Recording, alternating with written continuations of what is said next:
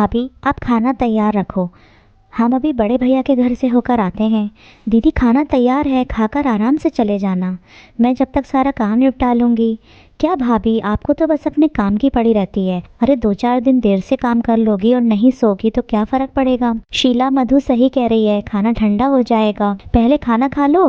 वैसे भी अब टाइम ज़्यादा हो रहा है, कल भैया के घर चले जाना। तू भी अब उसकी हाँ में हाँ मत मिला। अरे उनको पता चलेगा कि हम कल की आई हुई हैं और अब तक नहीं आए तो उनको बुरा लगेगा ना।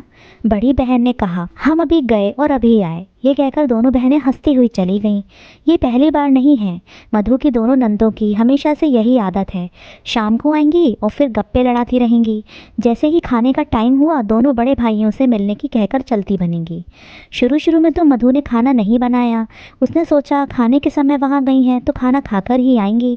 लेकिन देर रात आने के बाद दोनों ने साफ शब्दों में बोल दिया, मधु खाना तो हम अपनी माँ के साथ ही खाएंगे। हाँ, तुम्हें देर होती हो तो सो जाया करो, हम बना लिया करेंगे। मधु ने कहा, दीदी सोने की बात नहीं, आपको पता है ना अगले दिन मुझे ऑफिस भी जाना होता है और सभी तैयारियां भी करनी होती हैं। बस यही दिक्कत है और कुछ नहीं। अब तो कई सालों से मधु को इन सब बातों की आदत पड़ गई थी। सासू माँ नहीं रही, फिर भी नंदों की वही आदत। अरे बड़ी भाभी ने तो खाने के लिए बहुत ज़ोर दिया, लेकिन हमने कह दिया जीवन हमारा इंतज़ार कर रहा होगा इसलिए हम आ गए, वरना खाना दोनों ने बना लिया था। मधु को पता था दोनों बहनें झूठ बोल रही हैं और वो मधु को सुनाने के लिए ये सब बातें कहती हैं।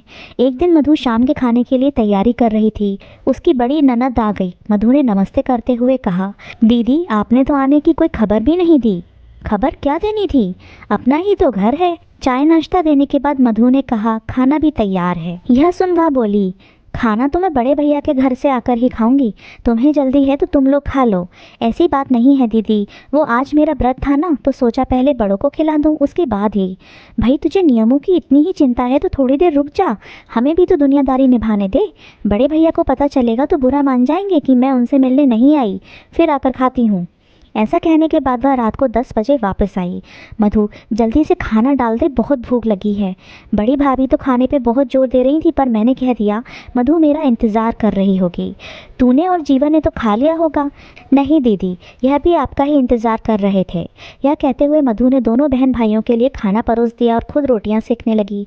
मधु रोटी लेकर आई तो उसने देखा कि उसकी ननद रोटी को उलट पलट कर देख रही थी।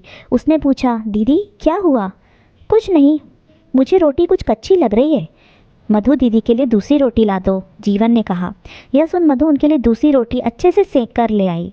उसे देखकर भी उसकी ननद बोली, क्या मधु रोटी नहीं खिलानी तो वैसे ही बोल देती, क्या कच्ची रोटियां लाई जा रही है। नहीं दीदी, रोटी तो अच्छे से सेकी है। जीवन ने भी रोटी देखी तो बोला, दीदी रोटी तो सही है, तो क्या मैं झूठ बोल रही हूँ। अरे ऐसी रोटियां तो हमारे यहाँ जानवरों को दी जाती है। मैं तो तुम दोनों की सोचकर वहाँ भी खाना छोड़ आई। बड़ी भाभी कितनी जिद कर रही थी, लेकिन मुझे तुम लोगों की फिक्र रहती है और तुम दोनों हो कि ऐसा कर रहे हो। ना खिलानी हो तो साफ मना कर दो ना। यह सुन मधु के आंसू निकल गए। अपने आप को संभालते हुए वो बोली, कैसी बातें कर रही हो दीदी, आप इतनी सी बात को कहाँ से कहाँ लेकर जा रही हो। आपको कुछ कहना हो तो साफ साफ कहो, ये रोटियों का क्यों बहाना लगा रही हो। और आप ये बड़े भाई भाभी की बात तो रहने ही दो। इतना तो आपको भी पता है कि वह आप सबकी कितनी परवाह करते हैं। सासू माँ से सब सुन चुकी हूँ उनकी आओ भगत के बारे में। इतने सालों से मैं यही सुनती आ रही हूँ कि हमारे लिए सभी भाई बराबर हैं। आपके लिए होंगे, लेकिन उनके लिए आपका क्या महत्व है यह तो आपको भी पता है और मुझे भी। लेकिन मैं अपने मुंह से कुछ नहीं कहना चाहती थी, लेकिन आज आपके व्यवहार ने मुझे कहने पर मजबूर कर दिया। मैंने कभी भी आप लोगों की किसी भी बात का बुरा नहीं माना, लेकिन आज आपने मेरे आत्मसम्मान को ठेस पहुंचाई है। मेरी इतने सालों की सेवा को आपने पल भर में मिट्टी में मिला दिया। आपसे मैं हाथ जोड़कर यही कहना चाहूँगी कि अगर आपको छोटों से इज्जत लेनी हो तो बड़ों की तरह व्यवहार करना सीखें।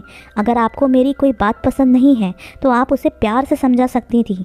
मैं बुरा नहीं मानती, लेकिन काम भी मैं करूं और ताने भी मैं सहूं, ये अब मुझसे नहीं होगा। तेरे सामने मधु इतना बोल रही है और तू चुपचाप सुन रहा है।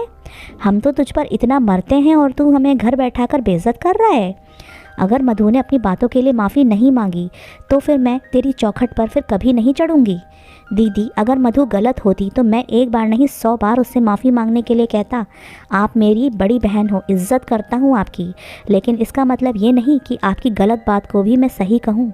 वह मेरी पत्नी है और आज तक उसने पलट कर जवाब नहीं दिया। हर बात की एक सीमा होती है, उसका भी आत्मसम्मान है। आप मेरी बड़ी बहन हो और आपके लिए मेरे घर व दिल के दरवाजे हमेशा खुले हैं। आप जब चाहो आओ, यह आपका ही घर है। आगे जो आपका विवेक कहता है। जीवन ने दोनों हाथ जोड़ लिए। यह सुन मधु की ननद कुछ न बोली और सुबह चुपचाप चली गई। तो दोस्तों, हम आपके लिए ऐसी कहानियाँ लाते हैं जिससे आपको प्रेरणा मिलती है और ज़िंदगी जीने की सोच भी। और यदि आपको हमारी कहानियाँ पसंद हैं तो हमारे चैनल को सब्सक्राइब और शेयर कीजिए ताकि हमारा मनोबल बना रहे और हम आपका मनोरंजन करते रहें।